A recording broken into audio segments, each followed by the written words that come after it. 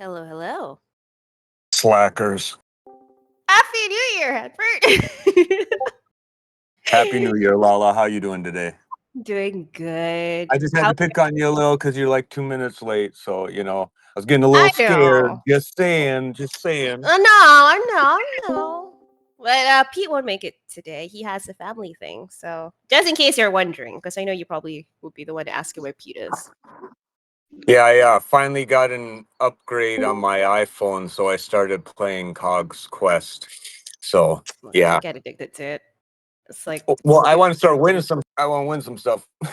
hell yeah. Ooh, everybody's here now. Happy New Year. Hey guys, Yeah. Happy New Year. Welcome back to everybody. I can kick us off in style, I think. Luke is going to bless us with a bit of a demo. I'm just getting set up. I don't know if there's anything you want to just quickly cover before that, but otherwise it'll just be a couple of secs. Yeah, maybe if Phil, do you have anything that you want to update on? Yeah, so we are working on the next build of KOGs Quest, which I imagine will release within the next 2-3 weeks or so. The major upgrades to that is the fixes, especially for the last move bug and the app kind of being unresponsive if you receive non-standard rewards. That's all been fixed. We're testing it internally and it works well. The RAM consumption has been dropped down from, it's basically more than halved. So Hanford, I know you got a new handset, but you will actually probably be able to play it on the iPhone X now. I know that's no consolation to you, but it will be possible on weaker handsets or older handsets to play the game now. And then the big news is, and Lala will release more details very soon, but we'll be playing around with the odds, chances, and cog rewards. But essentially what this means is we will limit slightly the amount of chances you have to win cogs, but we will now be including the non-commons. So less chances to win cogs, but only by a few, but higher chance to win non-common cogs. So Lala will release that news very soon. Oh, that's it for cogs that I can think of. There's actually probably more. The developer that we're working with now is amazing and has really optimized the Quest client. So even without all the fixes, you'll notice improvement in performance. I think we can say that across the board, Phil. We mentioned last year that we've had a bit of a swap around with the devs, and we've added a couple of resources. And I'd say that applies to all of them. They're all doing an amazing job, and I think we've really leveled up on that front. So that applies not only to KOGs Quest but the Vault as well. It's and it's going to mean that things will only happen faster, but quality will improve. So it's already happening. We're already seeing a lot of that. It's extremely encouraging. I'm going to share my screen. Just give me one sec. Working? It is. Okay, so this is an internal build at the moment, and there's a little bit of proof of concept stuff in here, so it may not look exactly the same. It's my normal disclaimer, I know, but this is build 123, so we've had a few over Christmas. Having the devs work through Christmas has been amazing as well, because really the PI's only just supposed to start now, so we're only really supposed to be starting this work this week, and we've already put a big dent in it, so we're ahead of schedule at the moment, which is almost unheard of. So a couple of things I wanted to show. One was we've added Avaturn avatars, and Avaturn is what Lake is based on. we're using their engine to make that model. So I've actually got a fully rigged usable lake. I'll show you. These photos a little bit squashed at the moment. I'm not normally that short and wide, but we've just got to change the aspect ratio a little bit on those. There's a lot of stuff you can't see in this build as well. You can see the skin on my hand and everything is a bit more detailed. But yeah, there's a lot of stuff in this build that you can't see, which is related to performance issues, bug fixes, those types of things. So we've had a pretty good bump in performance. The package itself, the actual installer, is much smaller. We've removed a lot of old legacy assets and things and code that we sort of adapted and moved on from. So we've gone back and done a really big cleanup over Christmas. So that made a big difference. You can feel it's lighter and it just feels a bit snappier and more responsive. That also sort of gives us a bit of a chance to get closer to the ability to be able to release this on older hardware. We're really working towards that and we're mindful of that. Also, we got some frame per second bump a few scenes. So PS is getting better. That's going to also help us with getting onto the Oculus store as well. But yeah, there's a whole heap of stuff under the hood. I think each build had 15 to 20 bug fixes alone in them. So we're probably up to about 30, 35, 40, something like that, bug fixes over Christmas. I know this is a little bit pixelated because I'm in the mirror, but this is actually what I'm wearing today as well, which is even weirder. This is it's when you get up close to it, it's essentially the same quality as Lake. So it's photorealistic and the clothes are very detailed. We get a bit of an idea from that. The shoelaces and everything, it's quite detailed. The poly count on these is a bit higher, so we can't have a whole heap of these in one scene at the moment, but we're working on optimizing that and improving it before we actually release it. This is it's in our staging environment at the moment. It's a little bit of a work in progress. As I said, we need to do a fair bit of optimization on these models, and not only that, but we need to work on exactly how they get integrated through the portal and everything else. The interface is in there. It's got some it's pretty usable at the moment, but like I said, it's a bit of a proof of concept, so it may be a couple of versions before that comes out. I think I've got having some streaming issues here. Hang on. I'm just going to stop casting for a sec and see if it fixes it. But the this stream really does not do it justice. It looks so good Yeah, in headset. it's so cool. I'm just my casting. It's I'm in a bit of trouble there. Just give me 1 sec. I just wanted to show you how good the quality actually is. We'll make a little video and I'll put it up in the chat anyway so people can see it. But it's extremely high. The detail is extremely good and it's extremely high quality and as Phil said, it doesn't do it any justice looking in that mirror. Hey Luke, if you cast again, does the selfie camera work on it, or is he headless on the selfie camera? Is that again? If I cast again, what? Yeah. If you use the selfie camera, because the selfie camera is always better quality than. Oh yeah, good point. I can try it. Good do. Let's try the selfie camera. I don't. I mean, so there's a chance you could be headless. There you go. Exactly. I think that's the way to go. Should I just I'll show one more thing quickly. DJ event has been optimized. The apartments have been optimized. The lobby is much better, isn't it, Phil? Oh yeah, absolutely. That floating sculpture it looks insane in there. I'm having a bit of trouble with my headset here. I'm just gonna kill the stream. I'll make a quick video in a sec of the avatar so I can share it in here.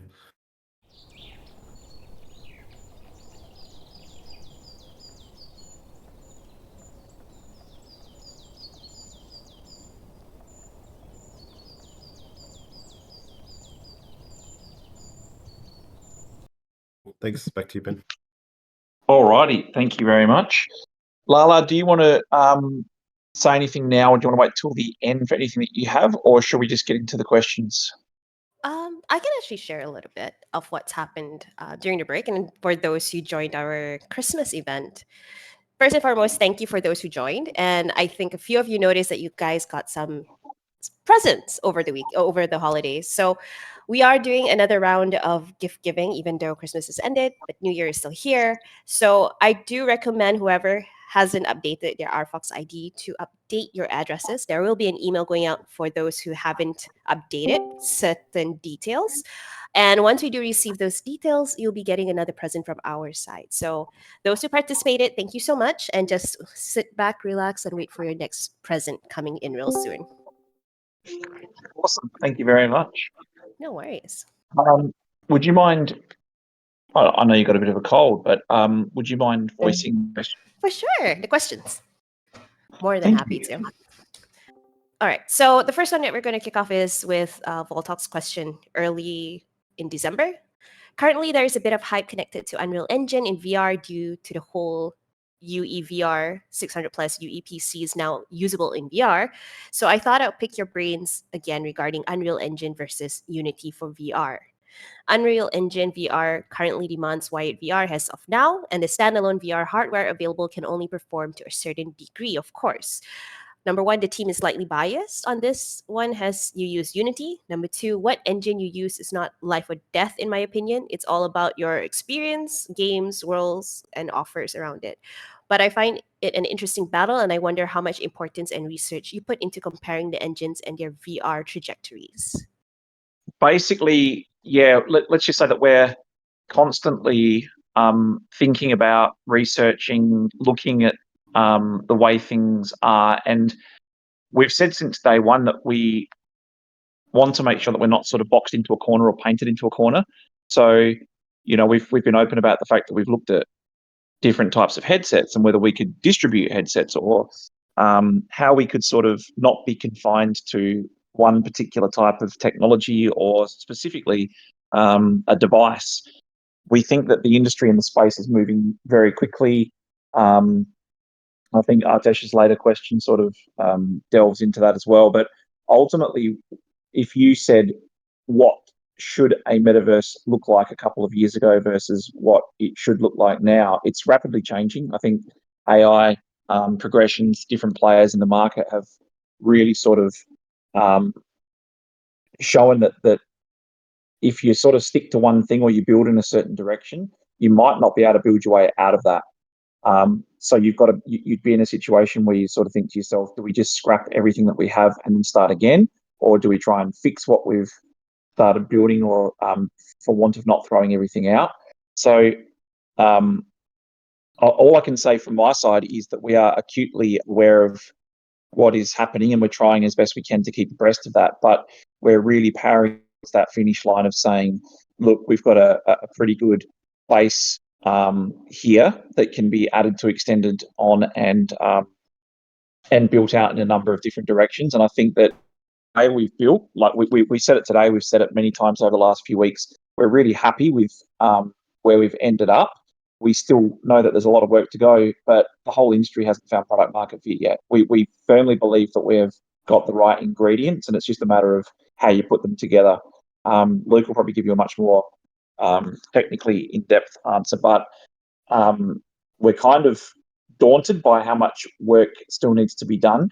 But on the same token, we're extremely happy with some of the decisions that we've made so far.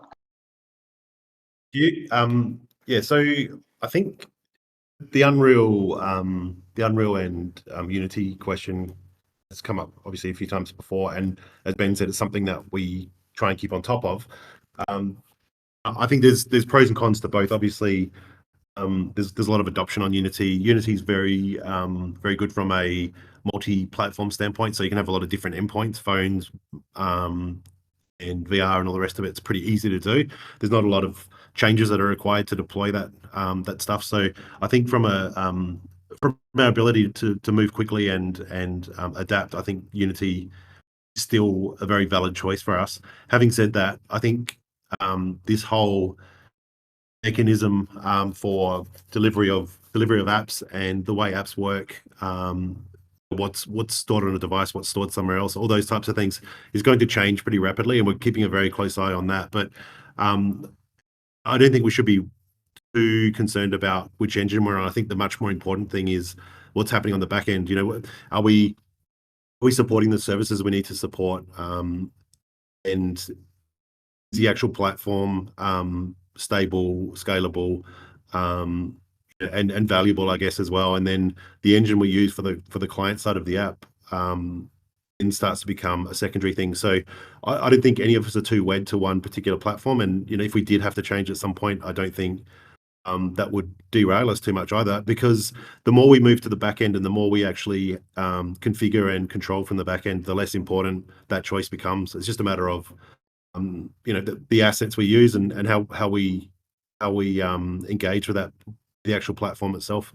And obviously, if you think about districts and even beyond that, to where we may have multiple, there could potentially be multiple front ends to the Vault and to the Metaverse platform that we offer. So as time goes by and technology changes, we want this to be modular. We want to be able to swap things in and out without having to start again. So we're set up for that. We're watching very closely what happens with this space and how this technology shifts, and we'll make those decisions as we go. But right now, Unity is still working very well for us. All right, I'll move on to the next question, which is also from Voltox. It's a bit of a long one, but he needed to give a little bit of context of what he was mentioning.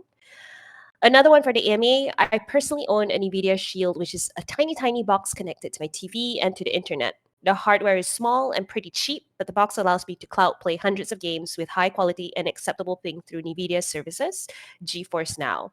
NVIDIA runs on all though processing on servers while my device just picks up and displays it to me. I can't help but think this is likely a scenario for XR devices mid and long term as a form factor. Will be a huge fight between XR hardware giants. We all want as light and good devices as possible, but it's very hard to put AAA VR quality into a tiny piece of wireless hardware on our faces. Ping connection could be an issue, but the network standards are increasing rapidly and it works great at the moment for flat games. What's your thoughts on the future of cloud spatial computing for VR? I can't help but think that Vault would have a much greater AAA potential stored on centralized, powerful servers rather on each and every device. That being said, this is probably expensive, has shit, and maybe not yet usable for VR. We'd love to hear your perception of where this is going. To me, cloud-based XR makes a lot of sense. I think I can give a very quick answer, and Luke will give a much more in-depth answer. I think he might work with Mark Zuckerberg. Luke, expert listening devices. Yeah, it's a very, very good question, and when we've just read that, we've ushered the sentiment that is a great question. It is something that we are acutely aware of and across, and to me personally, I'll let Luke answer the question. All I'm going to do is make a comment on the question, and that is, I'm extremely glad that we have, and I'm not saying it's isolated to him, I'm saying I'm extremely glad that we've got community members that put in that time and effort and care about what it is that's being developed to sort of get that level of understanding.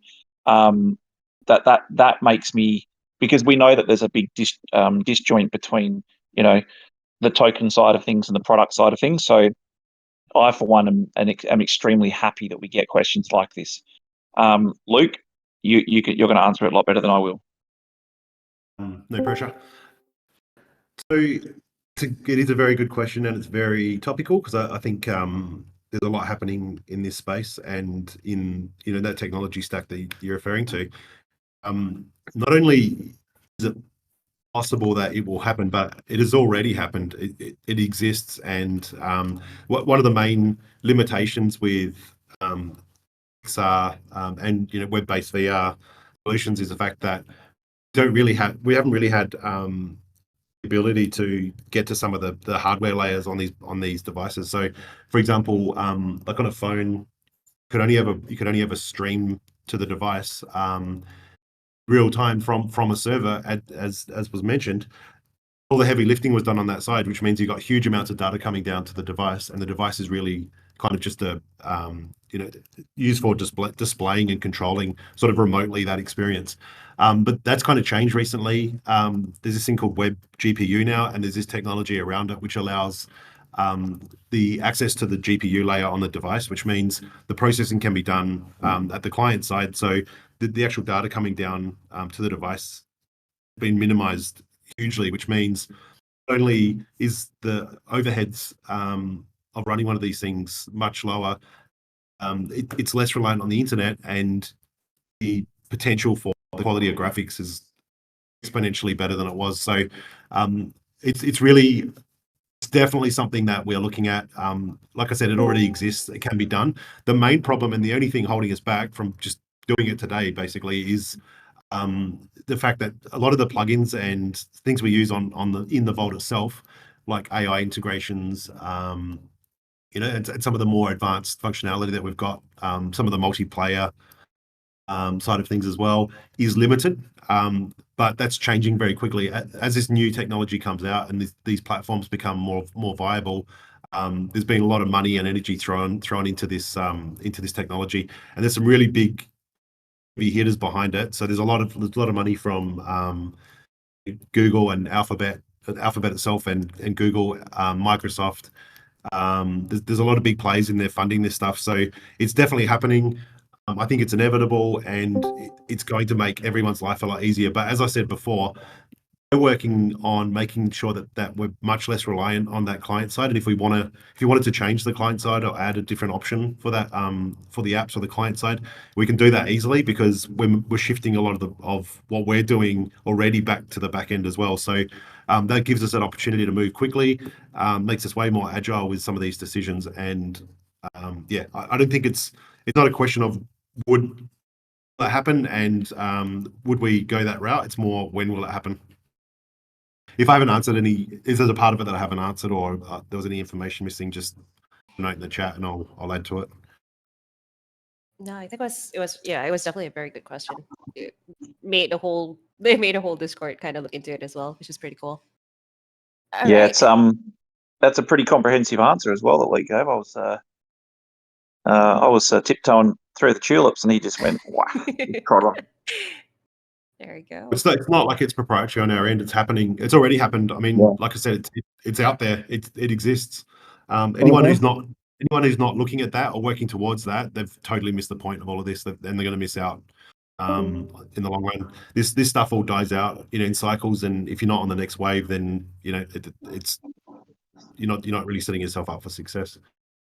And we've been saying for a long time now, and I know that you guys have mentioned the sentiment as well. We've been asked the question directly of how do companies like yours approach Play Store 30%, and how does that affect things? And some of the other projects have looked at getting off of Play Store, and Fortnite's battle with Play Store. And how do you?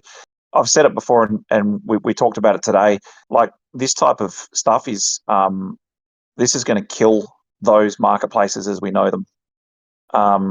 They're going to have to reinvent themselves to keep up. So this is the thing that we've probably all been waiting for. All right. Moving on to the next question from Jay Charles. How does RFOX plan to consolidate wallets from ETH, BSC, KOGs, etc.? Yeah, it's a good question. We'd sort of hinted at this previously. We're going to continue to hint at it for a very, very short period of time, and then we're going to tackle and address it. And King of Cogs was very good in articulating this when we were talking about it earlier today as well.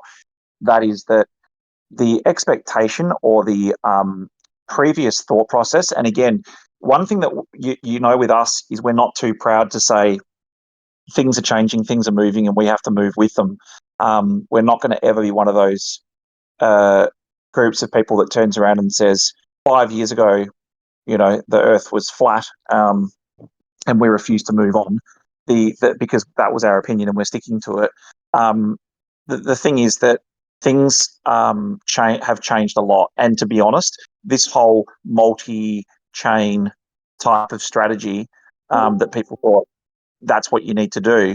If we want to really be honest about it and boil it down, it's always been about getting to as many pockets as you can and trying to get as much exposure as you can to try and give more value to the token and your project and all the rest of it. That's how it's always been.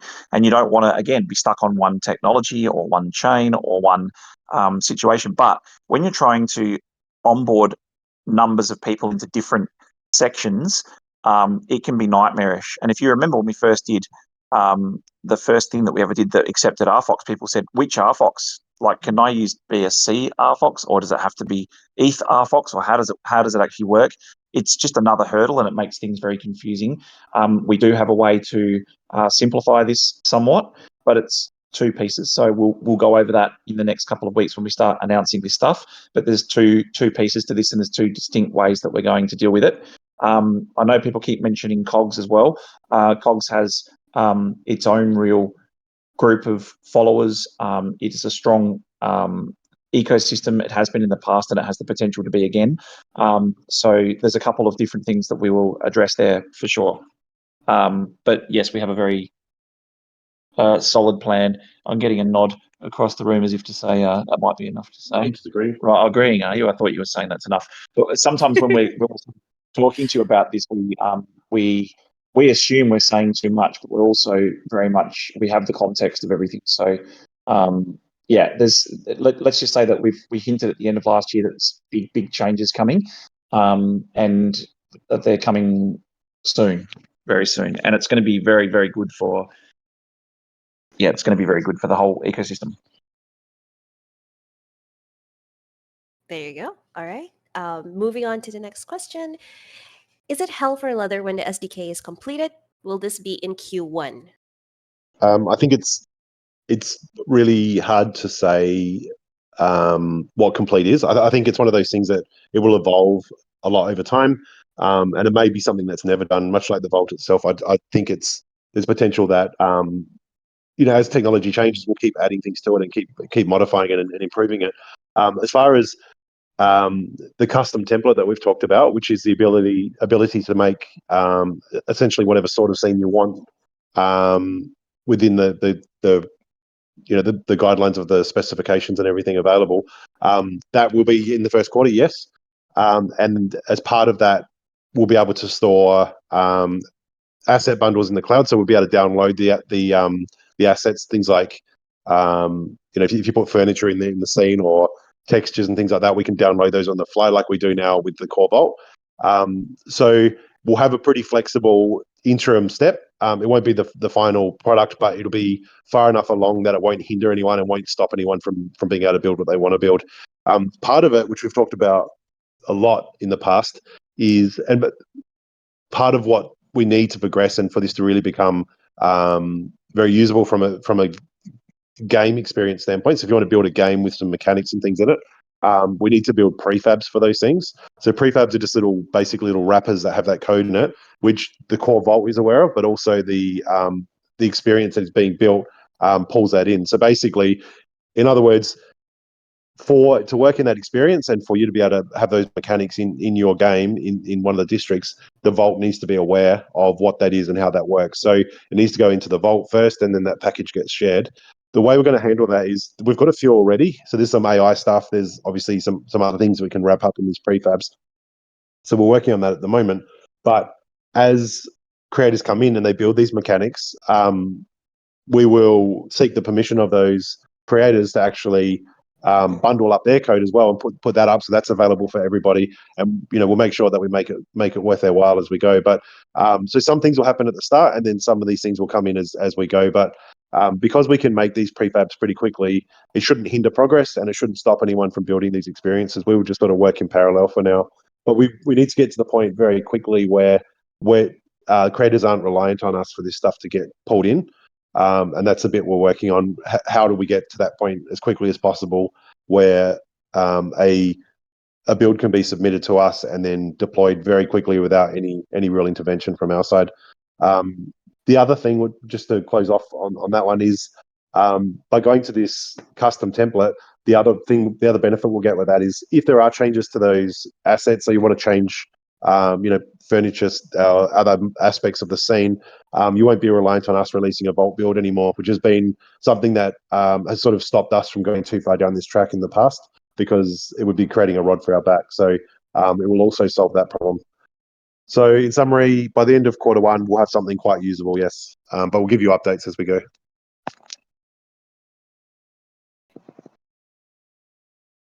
Alrighty. The next one's from BalticBagder. This is a bit of a lighthearted one. Benny, how does it feel to know that BalticBagder recently completed a foil fighter pilot tube? It's pretty bloody good, isn't it?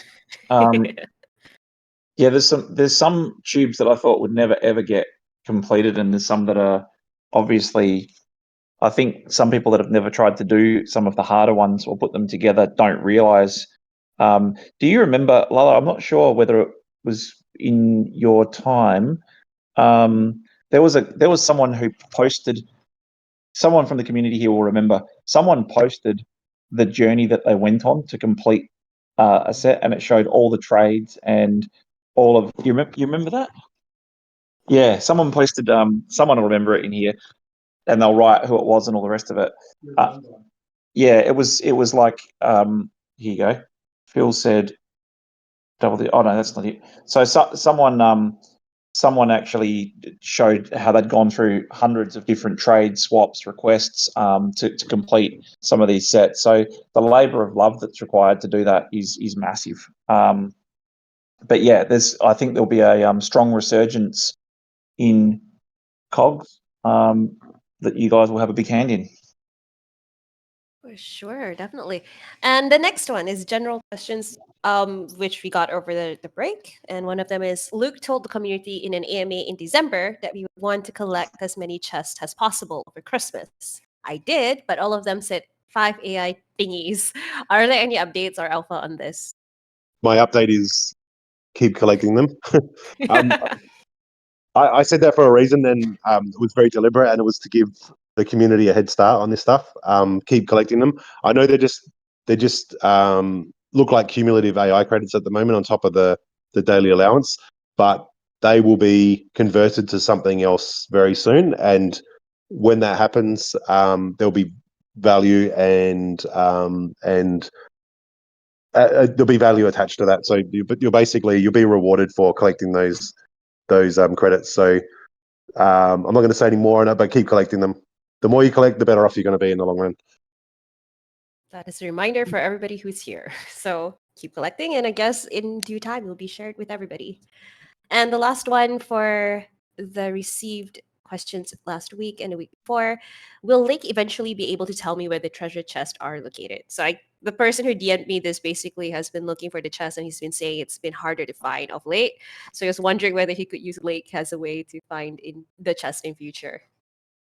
It was actually Lake that told you to collect the chests every day, and it will be Luke that will tell you where the treasure chests are. It was kind of weird the other day when Luke had that his little black boogie nose guy that he's got now standing next to Lake. It's like one of those whole. I was saying to Luke, "Hey, can I get your avatar as well?" And we can all just walk in there, and it'll be like Luke's been breeding with himself like rabbits. Oh, sorry. Huh? Oh yeah, Luke wants to actually answer the question. That's a novel concept.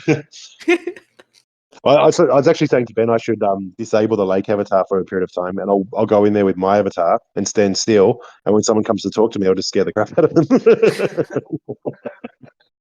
God. Don't act like you're not impressed. It's a great idea.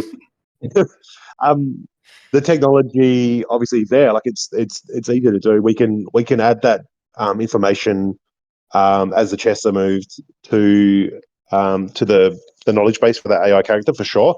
I think we'd want to make it a bit more challenging though. I think we'd have to sort of have maybe a daily password or something for that information to be divulged. But I do like it as a concept, and it's definitely technically possible. So leave it with us. Actually, it's technically it can be done right now if someone used the right Prompt. Is it? Is it? No. They talk to the right NPC. Ooh, Oh, there you go. That's a hint. absolutely. We can Have move you on got? to Atish's questions if you'd like. Yep. So for Atish, he has 4 questions. I'm going to start off with the first one. According to the video you did for the New Year, Benny, how are you going to pull all the wax BSC ETH holders together? Yeah, so that's we sort of touched on that from the token perspective before, but the holders, that's a good question. So I think that, a lot of people say to us a lot, why don't you do more listings, and that'll help with this and this and this. You've got to build interest, and you've got to get people actively participating and all the rest of it. But ultimately, on a lot of the applications that people don't know, and this is, we've got a couple of people that have sort of poked quite a few times on, especially one person who on Twitter will continually sort of have a go and say, why don't you list? Why don't you list? Why don't you list? The thing is, I wasn't trying to be sarcastic. I was saying to people, do you know that anybody can fill out an application for a listing?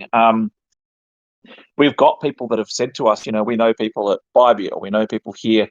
Look, we have nothing against being listing, and if we can get listed and it'll help us, then of course that's worth us looking into. But a nuance that people might not be aware of is that when you're filling out applications for those exchange listings, a lot of them say put in your contract address, or so that you can reference the wallet holders. And the thing is, when you've got multiple chains and you're across multiple chains, you put one of them in and they, for some strange reason, have one field. So if we choose a field and it says, say, 11,500 wallet holders, you're only covering one group of the few groups that we have. So it doesn't really give you the full picture. We're not ever getting credit for the size of the wallet holders in the ecosystem and all the rest of it. So we've got a way to fix all of that and to pull that together. And I think last count we had 21,000 KOGs wallet holders as well. So there's a lot of different people across the different sides. So we're, like I said, we'll announce in the next few weeks how we're going to pull all of that together and work that in a couple of different pieces. Alrighty, next question. Overworld is coming from Binance Labs and looks to be one of those high-profile games that attract a lot of attention. Has RFOX reached out to games such as these to collab to attract more eyes on RFOX? We're definitely talking to different people and trying to work out some deals. We've got a lot of active meetings going on. As far as individual specific games are concerned, it's always a matter of, we have to have a clear objective as far as how can this help us.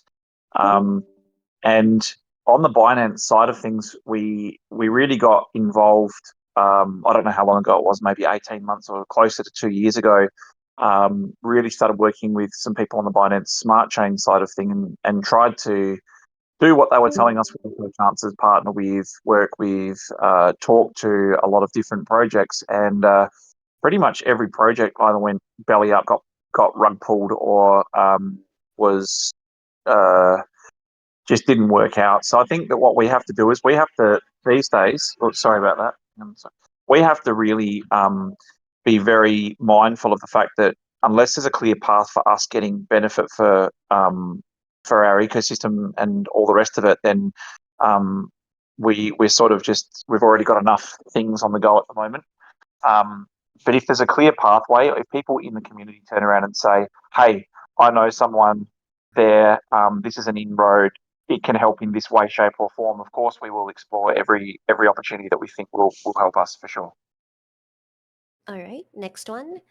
COGs and REX are too entrenched, and with avatars at ETH, it'll be a massive task to move COGs and avatar to a different chain. Is RFOX ID the solution where users would do transactions in the vault, sell, buy whatever they want with whatever currency they have, and the RFOX ID is the way to ensure it is done has a user-friendly experience? And how will that efficiency, cost, fees, bridges, tech, etc., be for RFOX on the back-end side? So it's a very good question. RFOX ID is potentially, when you're talking about APIs and all the rest of it, RFOX ID is and has the potential, when you couple that with an API, to be far wider reaching than it currently is. It's definitely an integral part of the what will be the much larger ecosystem, and it will definitely help people access things dependent on what it is that they're interested in. So, for example, if people use our tools to build something out that is not wallet related, or it is not NFT related, or not token related, or related to access to something, the RFOX ID as it is now. When it evolves, will become more of an access point and a way to store and gain access to whatever it is that you're using and have. As far as bridging and all of that type of stuff's concerned, it's a pain in the ass, as we know. We've talked for many years about, should we look at migrating KOGs and NFTs across. I think the short answer is, again, we've hinted at, we'll talk to you about ways that we'll deal with this in a couple of pieces. But as far as COGs and wax and everything is concerned, you're right, it is entrenched and it is something that is integrated, but yet it's still quite separate. So I think we're pretty clear on what we want to do going forward. So we'll bring you up to speed on that. But yes, the great part about that question is the RFOX ID will be the thing that ties everything together. And as I say, I think we believe it has the potential to be further reaching for things that are not necessarily Web3 based, for people that use the tools through our APIs for other things. So as far as efficiencies and costs and all the rest of it, on the other side of things, we have a way to tackle that. So that'll be what we roll out in the next few weeks. Alrighty, last question on the list. What does the data say for the direction RFOX should be taking its Metaverse plan, as in the experiences RFOX users are to have with RFOX products? Because individuals like Evan Helda, who is the principal of strategy at GTM, Global Traffic Management of spatial computing of Amazon Web Services, and who is at the forefront of this digital revolution that's happening, and feel the public aren't wanting a ReadyPlayerOne type of metaverse, or the metaverse that was first presented years ago. I found out what Evan Helda from here. If anyone is interested, there's a link on YouTube if anyone wants to take a peek at that. Yeah, so the first thing is, as far as data is concerned, the metaverse itself has still not found the product market fit yet. So whatever we hear or whatever we see would be more from the infra side of things than anything else, because it's what people are using to build, what people are connecting to, usage, etc. But from the front side, if people say, look, people aren't wanting a ReadyPlayerOne type of experience or metaverse, the question that I would ask to a person who would say that is, show me the ReadyPlayerOne metaverse that exists and show me the lack of demand for it, versus show me the one that does exist that has demand. There is no such thing as a ReadyPlayerOne metaverse that actually exists right now. So anything that's said in relation to these things are purely theoretical. But if you're looking at what people are asking for or saying that they want, like if we took everything that we were told as gospel, then we'd be building replicated versions of exactly what already exists. You know, people say, oh, can you build me a showroom so that people that can't make it to my Dusseldorf office in Germany can go into that office in Adelaide, for example, by putting a headset on? And you sort of think to yourself, do you want that? Why would you want that? Are you sure that's what people want?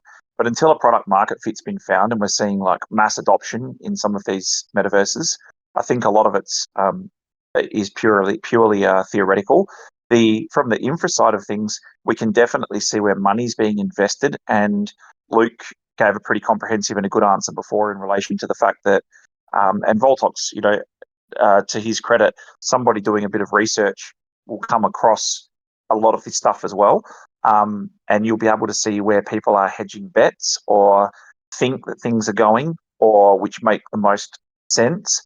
But again, this is all best guess, and we're in the same bucket. We're making educated and informed guesses based on what we think will be the most logical, likely, flexible, most efficient and best path to market. But as far as what will be adopted readily and become the blue chip standard for what a metaverse should be, I don't think anyone has that answer. And if they did, they would be already having built and running that particular metaverse. I think it's a big proposition. It's a massive idea. And I think the question that I got asked during the week, Lala, which will flow on to what Artesh is asking here, is I was told, or asked, how big do you think blockchain is going to be in this whole movement? I think that with the AI development, VR, XR, we know we're very happy that we've chosen to play in that type of space, and we've built VR first, and we've got the option to go down those paths. I think that blockchain will play a much more intended role, the role that it should be born to play, that it should do. We sort of in the past have seen many instances or people talking about overuse, trying to get it to do things that it shouldn't do, that are too expensive or not efficient ways to do things. I think blockchain still has a place for sure and certain, and I think it will be an integral part, but I don't think it's going to be used for absolutely everything. Like, I think 3 years ago, we were all sold the narrative that blockchain would be able to, people would be designing websites with using blockchain, and it would be every interaction would be blockchain based. It's just not what it's designed to do. And I think it will be a very complementary part, and it will provide the security and the trust and all the rest of it. But VR and AI and all of these things coming together sort of complement and will help blockchain to find its space in the market quickly. So my summary is that that I think we're very much aware of the path that we should be taking to give ourselves the best chance to be at the forefront of the metaverse movement and a serious player. But again, no one has found product market fit yet, so it is all best guess. Do you want to add to that, Luke? Yeah, I think you covered it pretty well, but the only thing I would add is that I think we need to think about the metaverse as an interoperable platform that ties a whole bunch of different experiences together.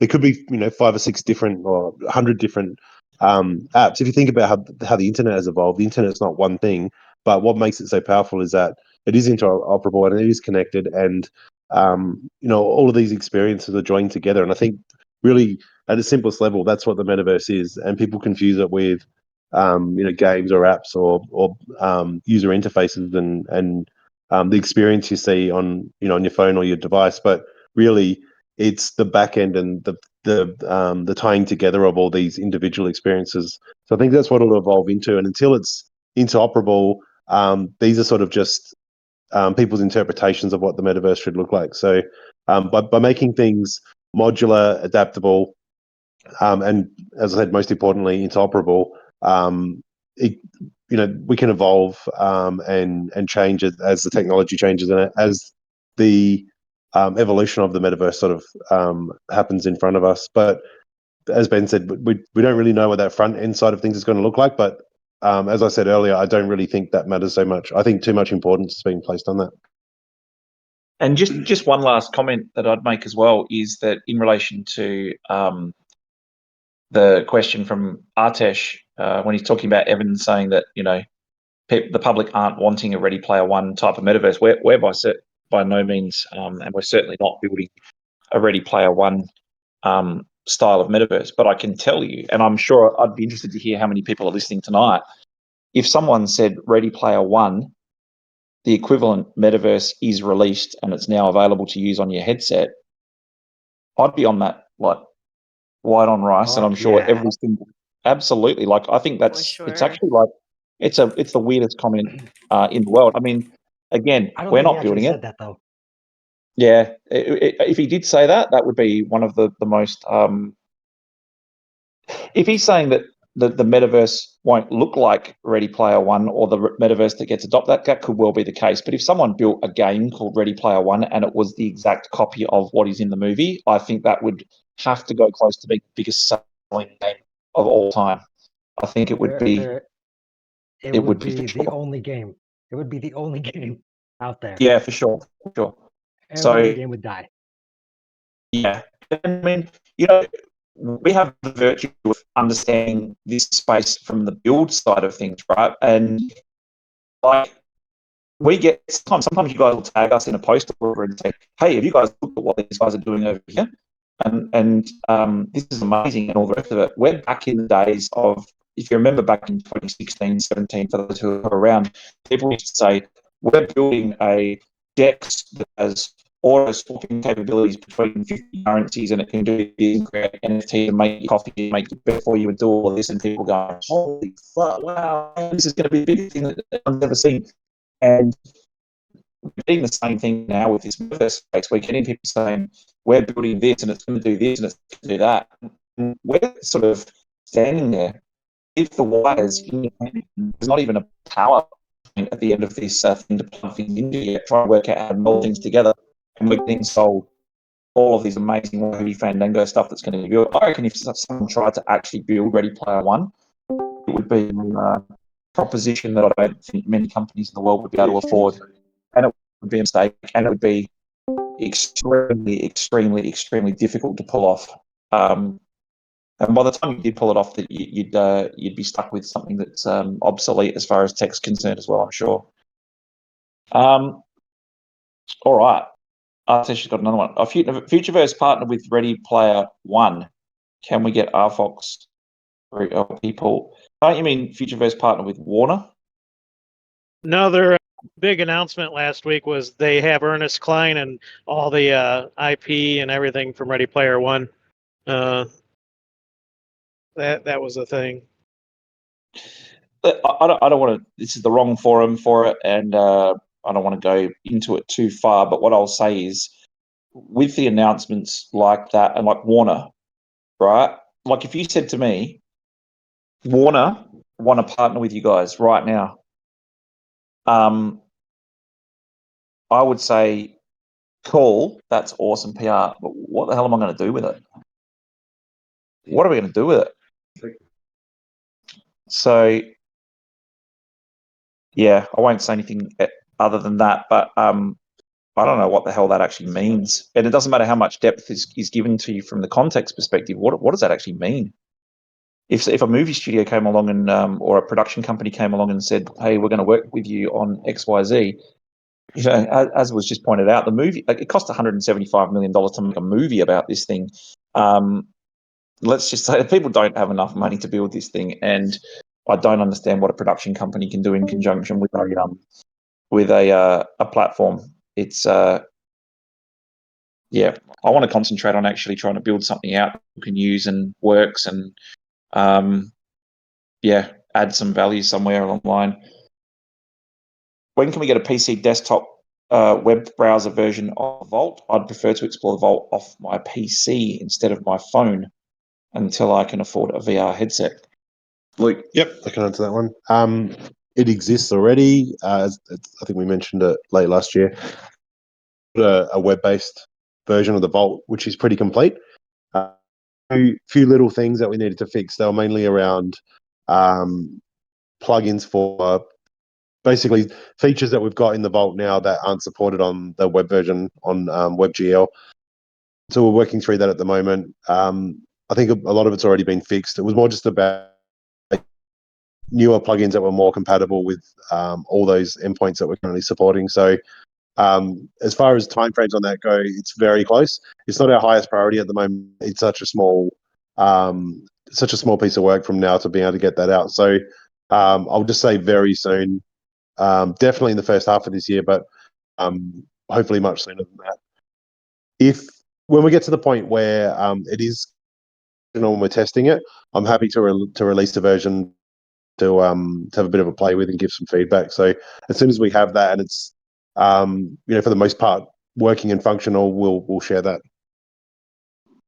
Awesome. Well, that's a lot of information for the first week back. We've got a lot coming up in the next few weeks, so make sure that you are following the channels. Thank you very, very much to the team for attending and answering questions, and thank you for all of you guys to spending your time with us today, tonight, this morning, depending wherever you are. And look forward to updating you on the socials over the next couple of weeks. But it's going to be a massive year, and as we've said many times, we're transitioning from the focus of straight building to getting this handed over to creators and developers and really starting to expand and scale. So really looking forward to a massive year. Thank you very much for your support as always, and we will see you same bat time, same bat channel next week. Thanks, Thanks, guys. everybody. See you next week. Thanks, Happy New everyone. Year.